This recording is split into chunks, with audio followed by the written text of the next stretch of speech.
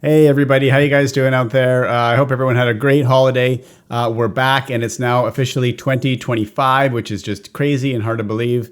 The future is now. We are here and we are living in it. If you don't already know me, my name is Dennis Sepulveda and I'm a realtor servicing the Greater Vancouver area. And if you ever have any questions about selling or buying your home, I'm always happy to help. But this video, we're going to do a breakdown of what happened last year and maybe some predictions for the future. So this will be your sort of 2024, 2025 review.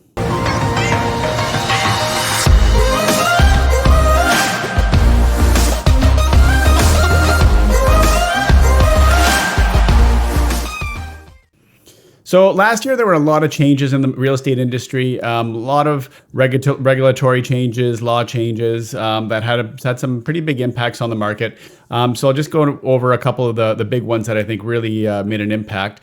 The biggest one happened very much at the end of the year, which was the increase cap on insured mortgages up to 1.5 million, which means you can buy up to 1.5 million with less than 20% down. So that just came into effect very late in the year, but it's going to have a major impact in 2025 when we're already starting to see those properties over $1 million selling that were sitting out there for quite a while. A big one for the Lower Mainland is the Multiplex Zoning Changes. I did a specific video on that, so if you haven't seen it, you can just go to my YouTube page and find that, where I kind of do a bit of a deep dive. But they're adding a lot more density in Vancouver and allowing you to build multiplex homes in residential neighborhoods now.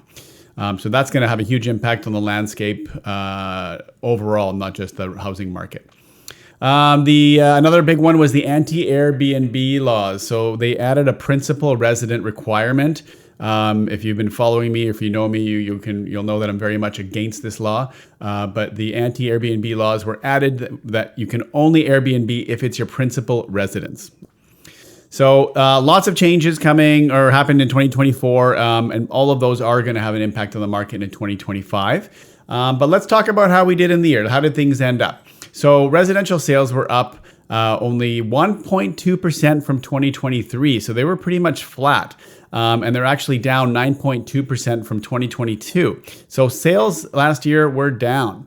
Compared to the 10-year sales average, last year's sales were 20.9% down.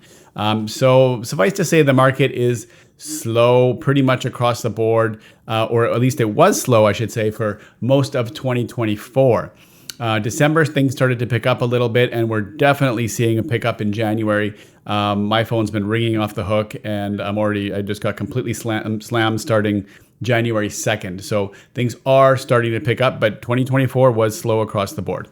The total number of properties listed on the MLS system in Metro Vancouver in 2024 was a little over 60,000, and that's 18% higher than 2023 and almost 10% higher than 2022. So we are seeing more listings on the market. The total number of properties listed for the last year as a whole were 5.7% above the 10-year average.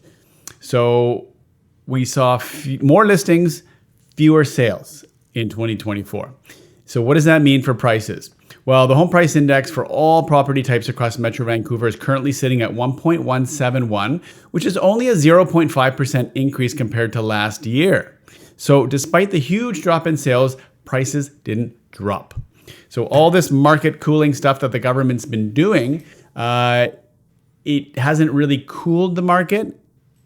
I guess it has if you look at the historical norm of Vancouver, which is a 10% increase every year, and since we didn't increase 10% last year, I guess you could technically call that a cooling, but flat is flat. So that's what happened last year. Fewer sales, more listings. 2024 starting off with a bang. We're already seeing a lot of sales out there. As I mentioned already, I'm super, super busy.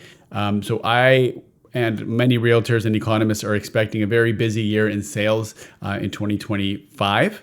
And it'll be interesting to see how the whole thing unfolds. Oh, I almost forgot to mention interest rates. Interest rates were another major factor in 2024. Everybody was watching those interest rates go up and go down. Thank goodness we're on the downtrend for everyone who's on a variable mortgage, myself included. We were very happy to see those interest rates coming down. Now the question is, what's going to happen in 2025? Well, there's a lot of speculation. People don't know. People think it's going to stay. They're not going to drop too much more. Some people think it's going to drop. Some people think it's going to go up. So we'll just have to wait and see what happens. The market's going to react as it does.